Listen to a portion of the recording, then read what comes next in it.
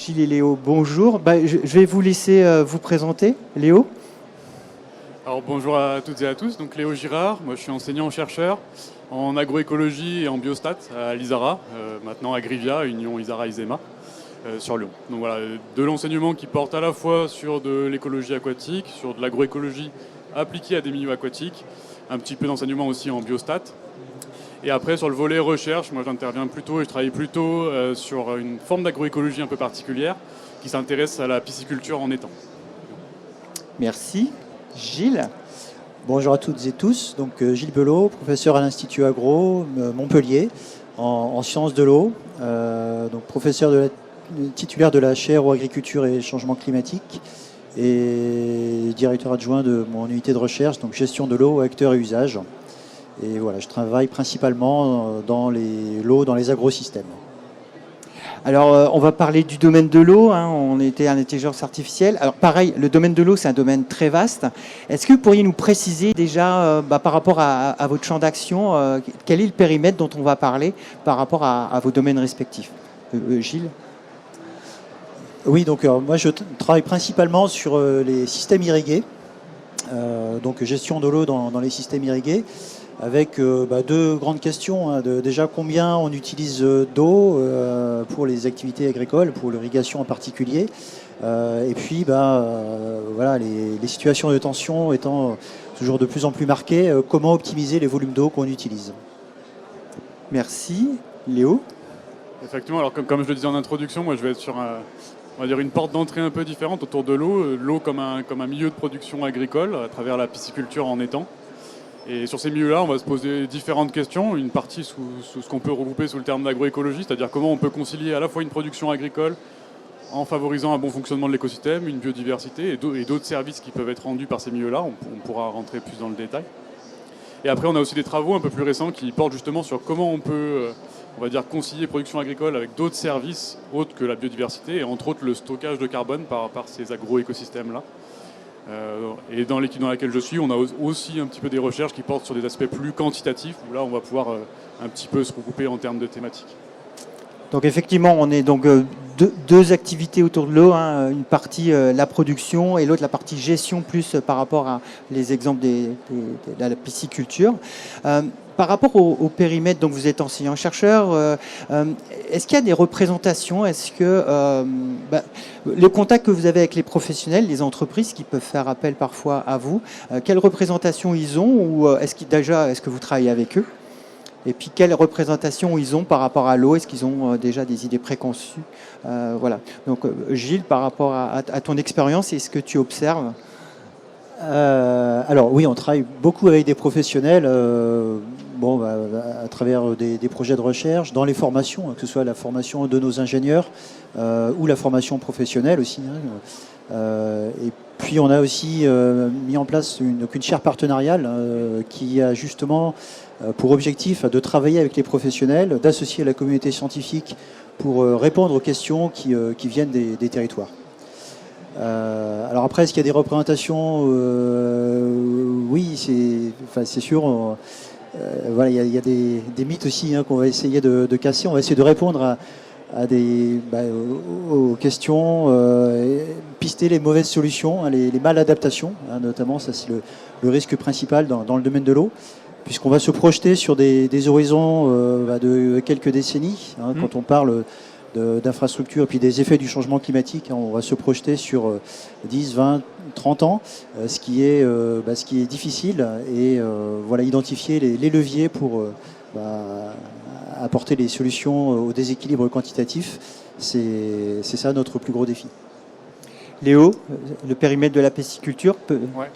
Alors effectivement, je vais rejoindre complètement Gilles sur le fait qu'on est vraiment en lien avec le monde professionnel, à la fois dans nos recherches, mais aussi dans l'enseignement. C'est ce qu'il a très bien dit, et je le rejoins complètement là-dessus. On a vraiment des travaux et des formations qui sont faites avec et pour les professionnels, à différentes échelles. Alors, on travaille sur les aspects plutôt techniques avec des propriétaires d'étangs, avec des gestionnaires, avec des pisciculteurs. Après, on va aussi travailler avec des collectivités à différentes échelles, départements, la région et même plus localement. Vraiment plein de partenaires et on est vraiment ancré avec les professionnels. Et pour répondre à la deuxième question sur les idées reçues, sur les préjugés, alors effectivement, il y en a plein aussi autour des étangs.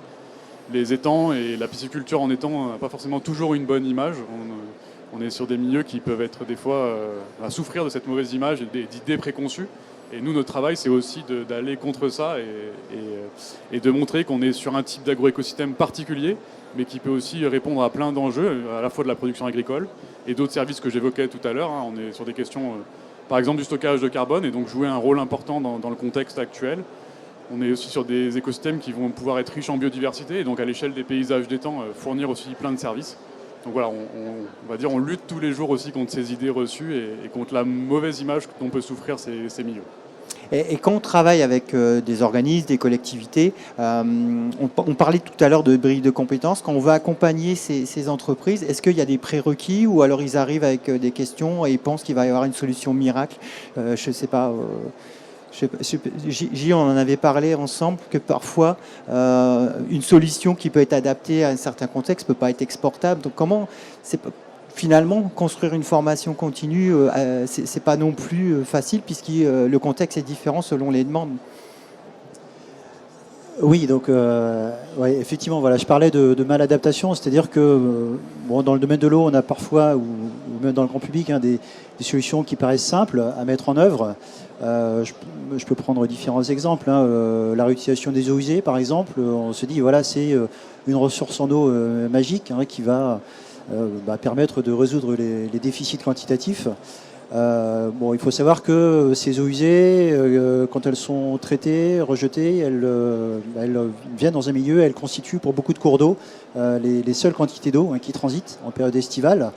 Donc cette ressource est déjà mobilisée, a déjà un usage. Donc prendre cette eau pour aller irriguer de nouvelles parcelles, par exemple, ou pour augmenter la disponibilité en eau pour l'agriculture, c'est voilà, le genre d'idée qui peut être bien adapté dans certains cas particuliers, mais pas généralisable.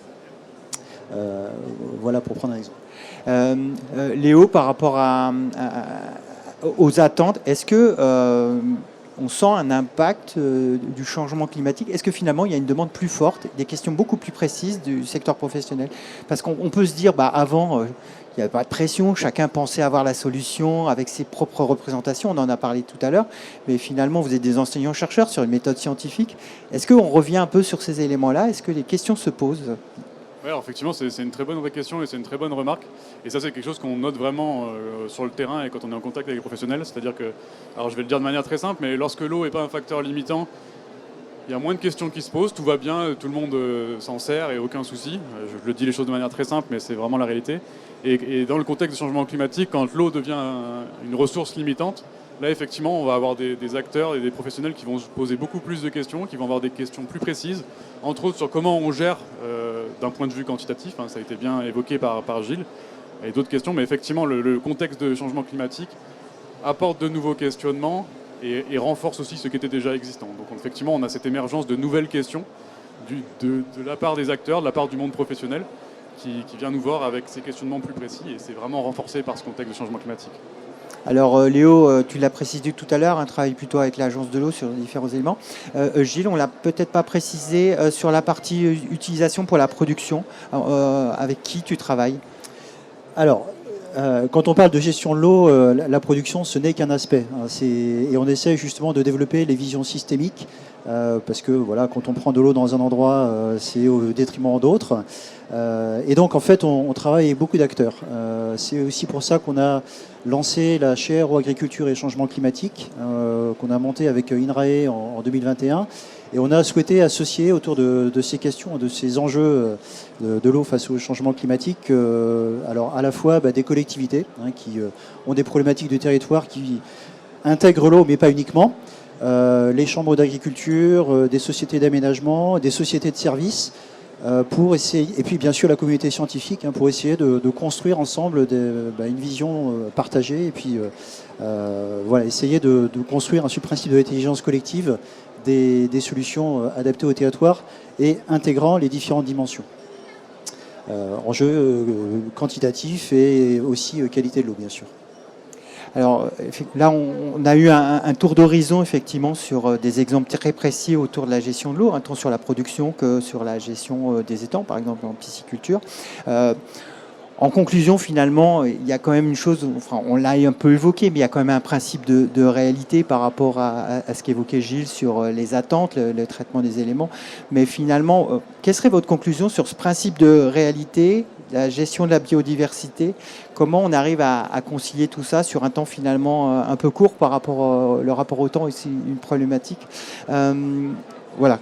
Quel serait votre mot conclusion sur ces usages de l'eau pour concilier biodiversité et principe de réalité? Alors c'est effectivement une très bonne question qui est pas simple à répondre. Et je pense que le point clé, c'est ce qu'évoquait Gilles, c'est justement d'arriver à voir comment on peut concilier les différents usages. Je pense que c'est ça qui nous rassemble. Malgré qu'on ait des portes d'entrée différentes autour de la question de l'eau, vraiment arriver à se concentrer sur comment on peut concilier les différents usages et surtout ancrer cette question dans les différents territoires qui vont avoir des grandes différences et on ne va pas traiter la question de la même manière en fonction de là où on se situe. C'est pour ça que j'ai du mal à donner une réponse précise, mais voilà, c'est vraiment très cas dépendant. Mais encore une fois, pour moi, le grand enjeu est vraiment sur comment on arrive à concilier les différents usages autour de la ressource en eau qui peut devenir de plus en plus limitante. Gilles, tu as en partie répondu, mais je te laisse compléter. Oui, oui, pour nous, c'est effectivement autour dans la chaire un chantier prioritaire. C'est tout ce qui est projet de territoire pour la gestion de l'eau, qui vise du coup à aborder de façon systémique les différents aspects.